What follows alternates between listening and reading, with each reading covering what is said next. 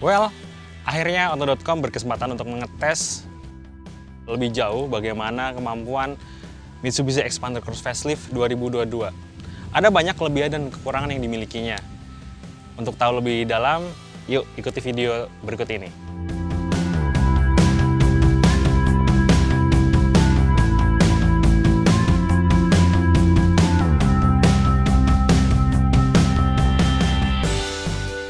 Bahasan pertama soal ranjang bangun eksterior. Mitsubishi Xpander Cross yang terbaru ini punya grill yang dibalut kromium gelap. Nilai sportinya tuh lebih naik dibanding mungkin menggunakan kromium yang biasa, yang reguler ya.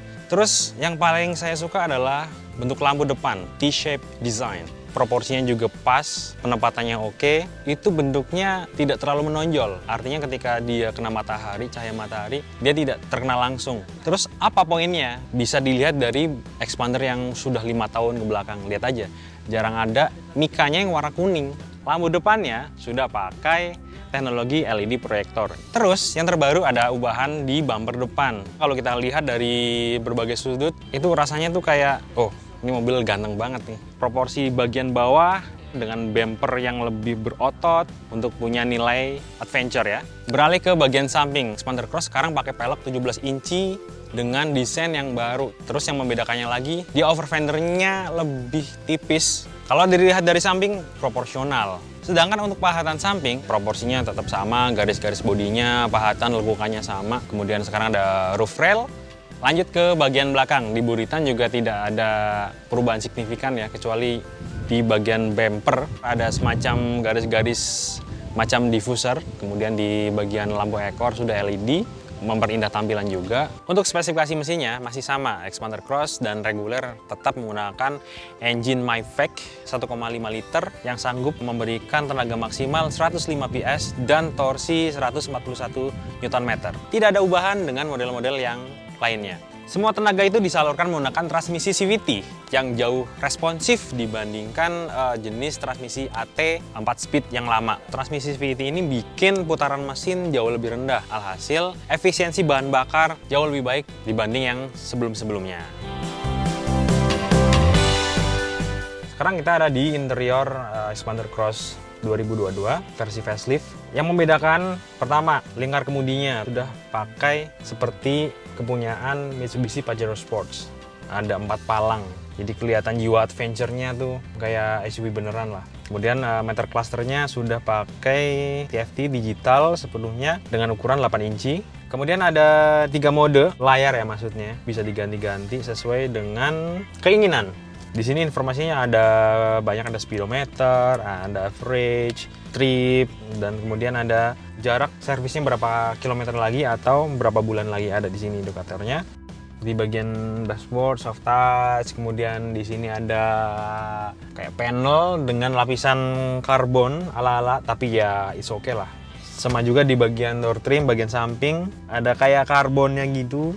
Kemudian sistem AC sudah digital. Kalau Anda punya smartphone yang bisa untuk wireless charger, bisa taruh di sini. Ada tombolnya on off di bagian sebelah kanan. Kemudian ada USB juga di sini untuk koneksi ke handphone.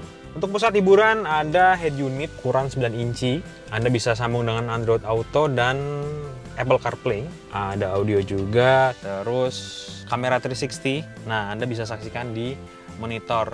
Itu memudahkan kita sih untuk parkir atau masuki gang-gang yang sempit. Untuk transmisi, di sini walaupun CVT, sayangnya tidak dibekali dengan mode manual. Untuk pengeremnya sudah electric parking brake, ada auto hold juga. Cup holder 2 dan sandaran di sini. Nah, di bagian sini unik sekali, bisa untuk menyimpan tisu, jadi tidak terlihat di mata tapi fungsionalitas. Bagian jok sudah berbahan kulit, positioningnya enak. Jok depan bisa memangku paha sampai ke bagian ujung, dari pangkal sampai ujung, jadi lebih nyaman, relax, kita nggak gampang capek. Kemudian posisi kaki juga lebih tertopang kalau untuk mau ngegas atau ngerem. Selanjutnya kita ke bagian belakang. Yuk, seberapa jauh, seberapa lapang nih mobil keluarga ini. Check it out. Untuk baris kedua bisa dibilang tergolong lapang. tinggi saya 173 cm, kaki masih punya space, masih lega, headrestnya juga masih jauh.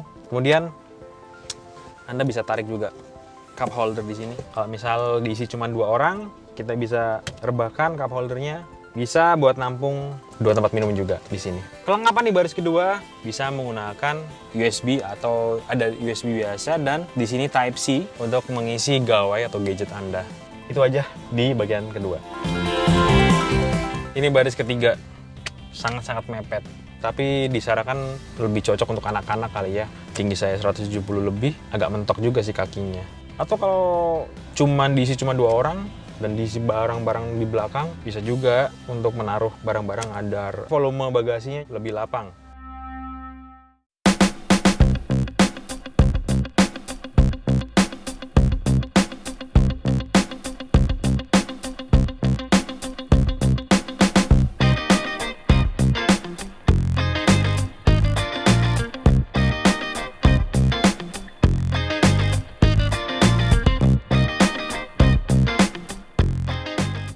Jadi karena namanya Xpander Cross, MPV crossover, kita ajak jalan-jalan ke daerah Bogor. Terus kondisi jalannya nih semi-semi off-road, hujan di tengah hutan. Wah, kayaknya nambah sensasi ya buat berpetualang sesuai dengan temanya adventure. Konfigurasi suspensi belakangnya disetting ulang, shockbreakernya itu dibikin lebih gede, diameternya lebih gede supaya meredam goncangan lebih baik. Nah, yang dirasakan saat ini dibandingkan dengan model lama ya, sudah ada perbedaan yang sangat-sangat signifikan. Terutama rebound, pengembalian pegas, nggak jedak-jeduk. Kalau model lama itu saya pernah ngetes yang tahun 2019, model lama. Di medan-medan yang kurang lebih mirip lah kayak gini lah. Enak, nyaman, cuman masih kurang. Nah, sedangkan yang untuk facelift ini sudah ada penyempurnaan. Walaupun ya begini kondisinya becek, berlubang parah, tapi masih oke lah. Terus dengan ground clearance 220 mm, aman-aman aja tuh di bagian bumper atau bagian bodi bawah, nggak gasruk. Jadi buat berpetualang bareng keluarga asik sih, buat liburan, apalagi gini nih.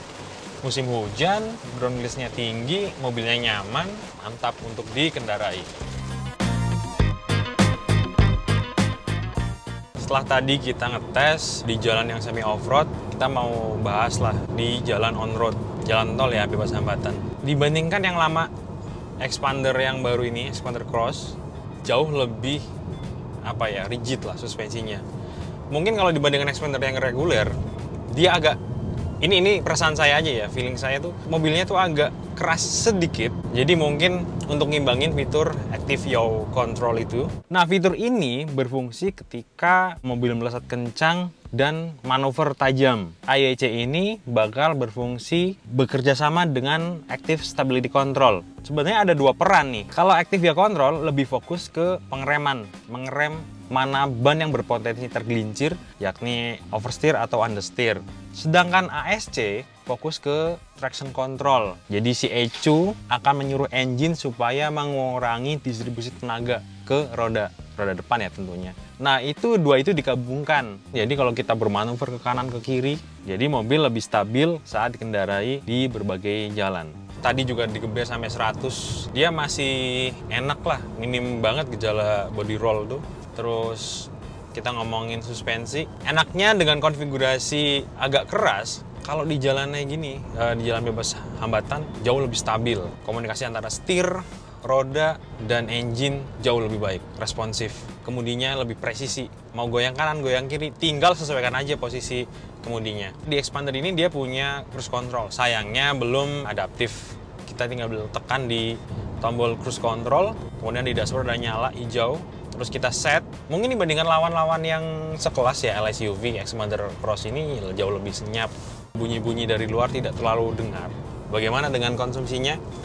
Dari daerah Jatiwarna, Bekasi, menuju daerah Bogor, kita berkendara dengan gaya yang standar aja lah. Kita mengikuti arus di bawah 100 km per jam, dan hasilnya tembus sampai 19,3 km per liter. average ya, based on MID. Nah, saya kira oke sih untuk angka segitu. Kemudian kalau pas diajak di macet-macetan di kota, sempat tembus 16, tapi karena macet juga angkanya berubah lagi jadi 14, 15. Expander Cross itu transmisinya beda. Kalau model facelift yang terakhir sebelum ini sudah CVT kan. Sebelumnya lagi transmisi AT 4matic ya. Respon ketika kita digas nih, dikit aja kita sentuh pedal gas, responnya langsung langsung nanjak. Putaran RPM-nya juga nggak terlalu tinggi, nggak langsung kaget, tapi langsung disalurin ke roda depan. Nih, langsung cekatan. Jadi nggak perlu terlalu dalam-dalam. Misal kita lagi di tol nih, lari 100 km per jam, RPM-nya cuma 2000. Mesinnya tidak terlalu ngos-ngosan, tidak terlalu bergerak, berputar-putar cepat. Ya, oke lah. Itu salah satu benefit pakai CVT. Makanya kalau tadi di MID bisa tembus 19,3, ya wajar gitu loh. Untuk visibilitas Expander Cross terasa lebih tinggi sih di depan ya. Karena mungkin posisi tempat duduknya padahal ya udah disetting dengan baik, tapi tetap terasa lebih tinggi. Jadi sudut ke depan dapat, kanan kirinya ya minim blind spot lah. Kita bisa memantau lingkungan sekitar dengan baik. Itulah Expander Cross.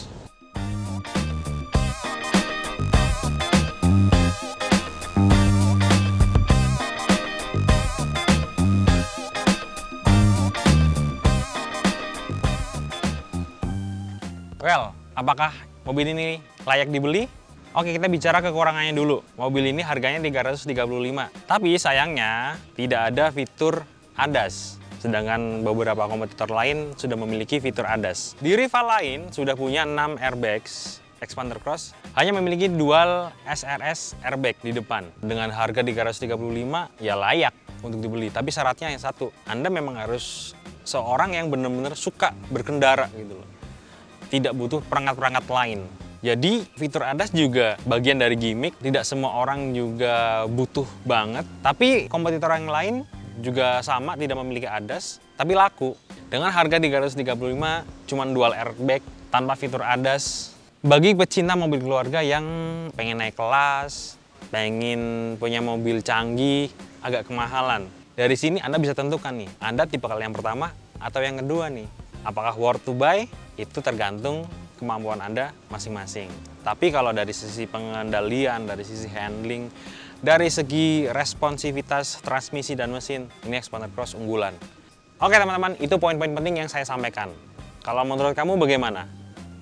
Boleh juga teman-teman kasih komentar untuk video ini, komentar soal produknya, atau mungkin ada hal-hal yang belum saya sebut, kita bisa diskusi lagi di kolom komentar. Kemudian jangan lupa biasa like dan subscribe di Official Auto.